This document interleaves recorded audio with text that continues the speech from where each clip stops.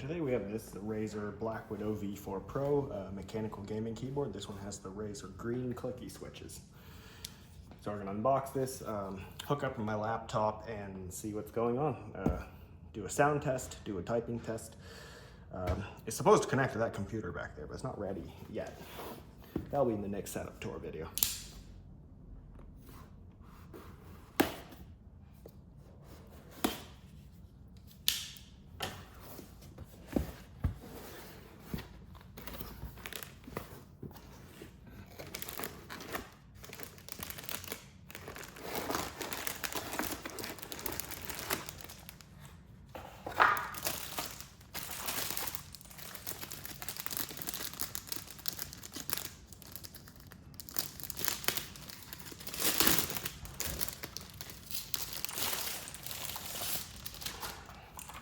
So here's the keyboard itself.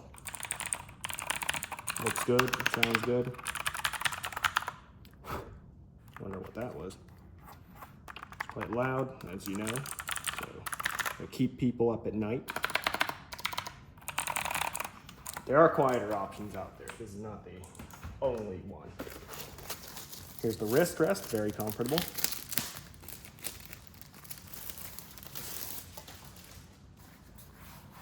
Attaches magnetically to provide RGB lighting even around the wrist rest. Of course, there's the text for gamers by gamers, which is Razer's tagline, I guess. We have some cables here.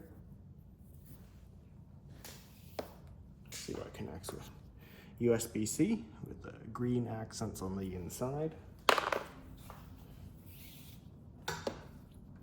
USB-A. We have two cables, likely because it needs two cables to run. I don't know why, but it needs two. They're both type C to type A. They both look like 2.0 standard, not 3.0.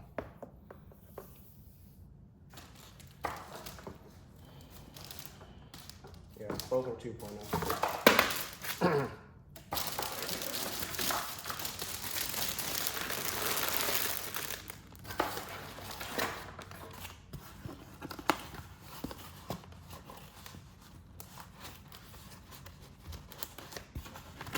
We also get the instruction manual and some Razer stickers.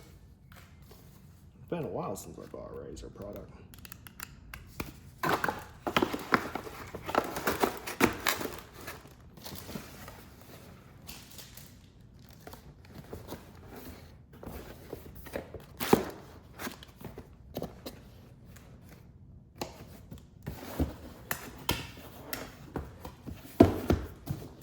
There's the box.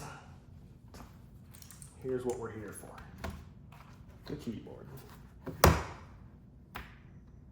Connects like that. You get the wrist rest. Get two knobs. One that goes side to side, one that goes up and down.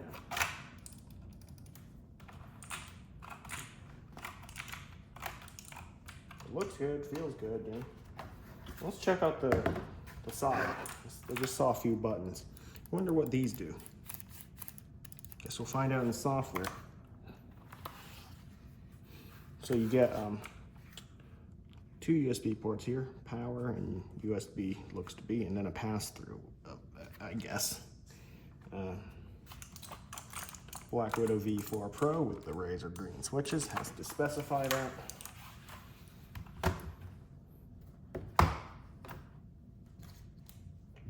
And that's about it for the keyboard. We're going to plug it into the laptop and see what's going on.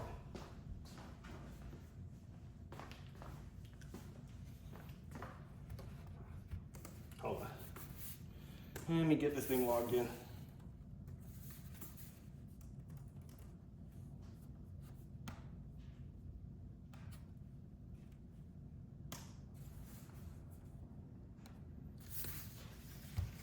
Okay, typing test ready.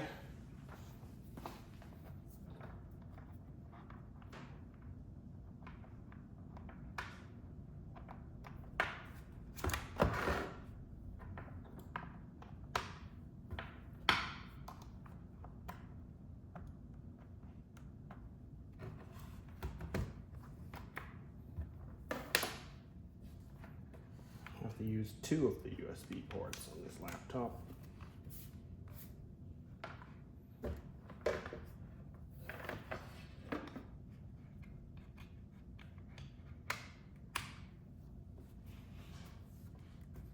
Okay. Well, try to capture all this in the frame. Let's see how it goes.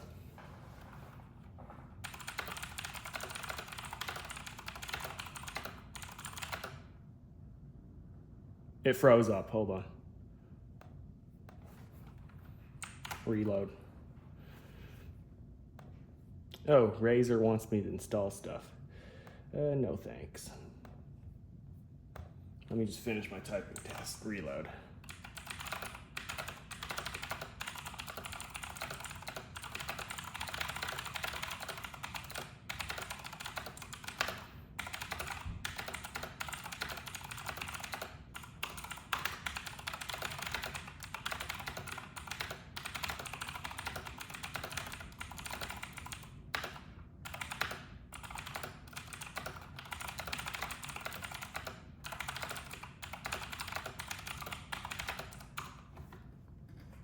Okay, you got a sound test from that as well. So it sounds okay, pretty good in fact. So let's pop off one of the keycaps and see what it looks like.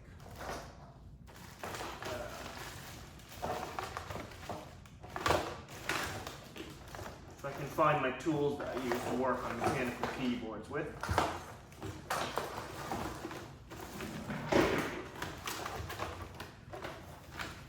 That's a switch puller.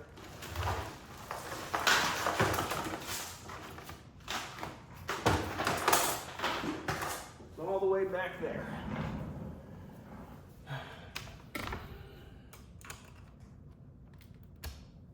So that's what it looks like, in case you wonder.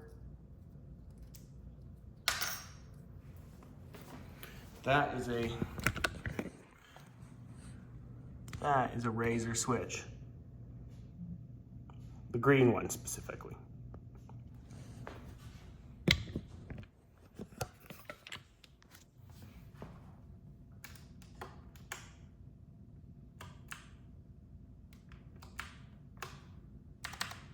Oh yeah, they also have an updated Windows logo design, which is good. So the Windows 11 style design. So yeah, overall I'd say pretty good keyboard.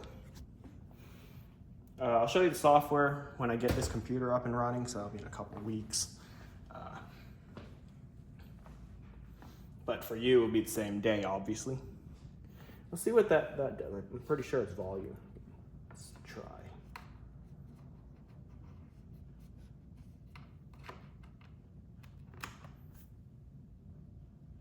Yeah, it's volume. Then you have media controls, play, pause, stop, rewind, whatever. Got some macros on the side if you want to customize what they do. And I don't want to know what these do yet. I'll check the software. I don't want to press something I shouldn't. That's why I should have a computer I'm okay with destroying from pressing the wrong buttons and all that. I know pressing a button probably won't do that much damage, but whatever. I'll check out what it does in the software. All right, so I've been using the Razer keyboard for about a couple weeks now, and it perfectly recaptures everything that got me into mechanical keyboards originally and amplifies it. Back in like 2016 or something, when I first got my first gaming computer, I wanted a nice keyboard to go with it because it's on YouTube with all those other people's setups. I like the bright lights, the RGB, it looks shiny and all, the loud switches and all that, the tall keycaps, better than the laptop keyboard I was using before that. And yeah, this one perfectly does just that. So here's the software for it. It's called Razer Synapse. They still use the same name that they did for all those years. Here's the software for the keyboard. Are you enjoying it? Oh no, it's all right. Lots of customization. Hold on, give me a second. Never mind. There are those side buttons I told you about. I think you can customize it. I'm pretty sure you can. Yeah, you can customize it. I just use the default, it's fine. So this one you can take a screenshot like that. So next one is open the game bar. There it is. And open task view. So that. So those are the default functions of the 3 side buttons. You can customize them. And then you have these shortcuts, shortcut keys, 5 of them. And then you have the command dial, which has its own page right here. I think every key is customizable. Yeah, every key I think it is. The roller here is volume. And yes, you can customize that too. Wow. Media controls as well. Are those customizable? Yeah, it looks to be. Wow.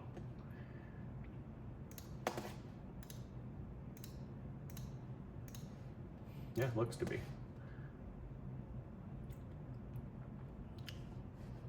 Very good.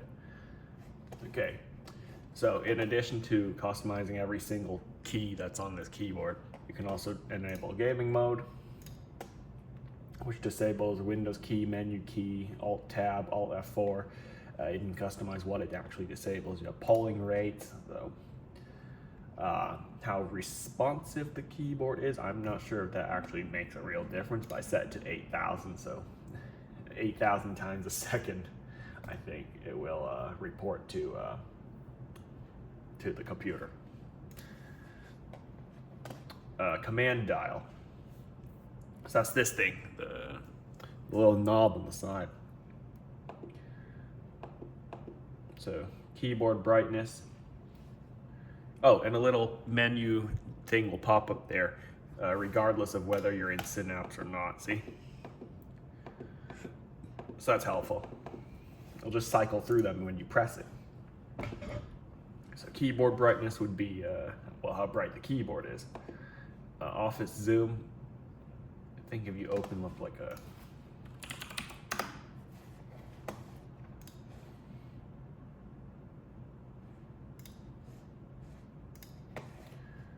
yeah, this is the first time I'm using this, so I don't know what it does. Office zoom? Is it supposed to like zoom in and out of the document? It doesn't look like it is. The only thing it's doing is enabling subscript and disabling it at random. Yeah, that is subscript.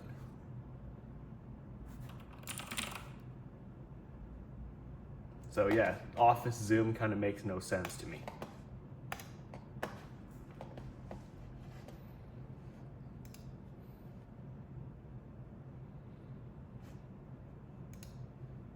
I'll have to check the manual as to what that does.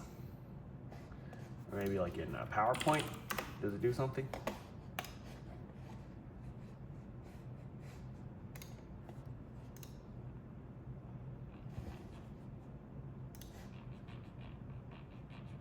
It doesn't appear to do anything. Oh, it's also doing that subscript thing.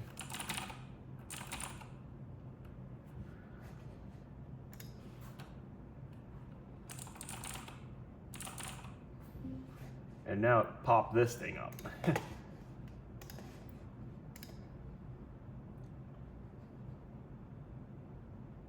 Whatever, I don't know what it does. Switch applications is pretty self-explanatory. See, when you're on switch, this might be the most useful function of the scroll wheel. Yeah, that may actually be the most useful function. Switching applications. So this one feels useless. This one is useful. And then track jogging is when you're when you're playing music, you can switch to different songs. You know, if you twist it in either direction, like go back a song, go forward, like an old school stereo or something. But I'm probably gonna just leave it on switch applications for the most part.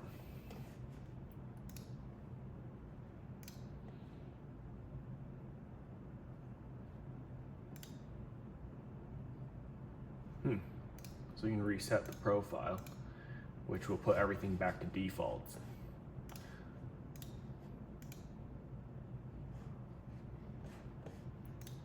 The only customization I really did was set the polling rate to 8,000. See if there's any more settings. These look to be global settings. You can update the firmware when there is. Device lighting, I want to use Chroma RGB. Be set. Okay,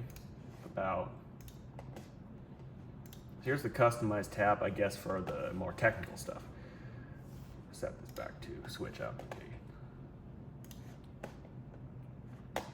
Keep that 8,000, and yeah, check out lighting. So, advanced effects need Chroma Studio, which I don't have, so I just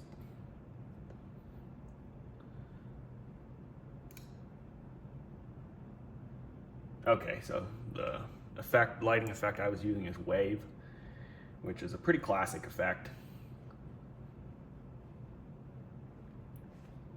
Maxed out brightness, and I don't switch off the lighting. See, that's Wave. It's a very classic effect on many gaming keyboards, where it's all the colors just wash across the entire thing. All right, so there's the keyboard. I'm gonna do a quick typing test on it and wrap up the video there. So very customizable. Literally anything can be customized. Oh wow, they even have a function for switch browser tabs. That's actually more, okay, I might have to customize what the command dial can do. This is actually useful, the command dial, for productivity as well as maybe gaming, although it feels more of a productivity feature. I'll have to look into it later.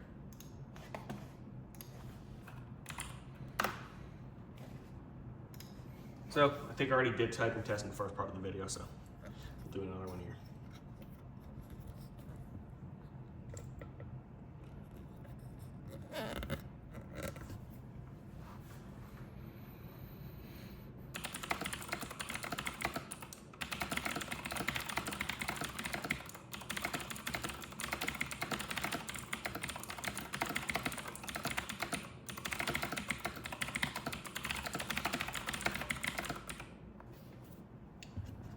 I think this is my record actually for the 15-second test.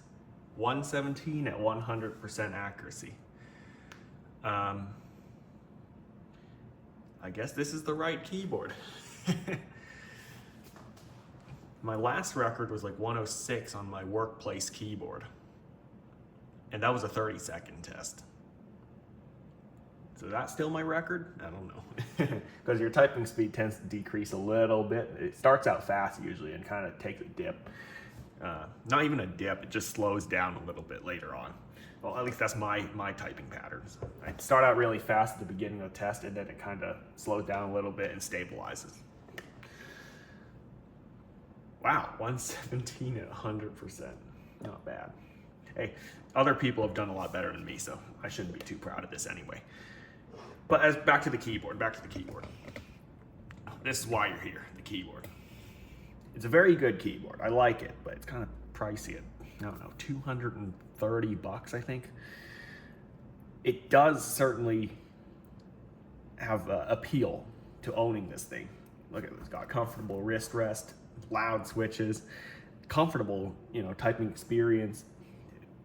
Type quickly, because it's so responsive. Hey, at least they used the updated Windows 11 logo on the key. Lots of customization features. You have all these, you have the side buttons, you have the command dial is what they call it. They have this roller thing, volume, whatever else you want to do. You have these 4 media keys and all that. The detachable wrist rest with lighting on it, it's nice. I can pop that off and that's what it looks like. It says Razer there, a bit subtle, that's good. Magnetically attaches, 2 USB cables. Yeah, 2 USB cables. Corsair did it a little different. They had one really thick cable, and then it kind of branched out into 2 at the end. I used to own the, is it K95? Or is it K90 or whatever, K95, the MX Brown one. It had 2 because it had a USB pass-through. And I use you can actually detach one of the cables for the pass-through if you don't want to use it, so you just have one cable running. That's the thing, it has 2 USB-C ports. But anyway, I use the pass-through to put a fingerprint reader there. So all I need to do is that, and I can log in, which is cool. It's kind of hidden back there. Yeah. You can attach whatever you want, like a flash drive or something. Charge your phone off of that if you want, if you're into that. Fingerprint reader if you want, you know, all good stuff. So if it ever goes on sale, it's an even better deal. But even at this price, it's pretty good. Although, as the price of truly custom keyboards are coming down, at least are a little cheaper than they were before, in my opinion. A custom keyboard might also be a possibility that you might consider. I bought this because, like I said at the beginning of this clip, it perfectly recaptures and amplifies everything that made me want a mechanical keyboard all those years ago. And I like it for that. I know that the switches aren't hot swappable, but at least the keycaps are removable, and you can clean those if you want, you know, if they get dirty eventually. But there's my review of the Razer Blackwidow V4 Pro, I think. Is it V4 or V3? V4 Pro. The box is right there, actually.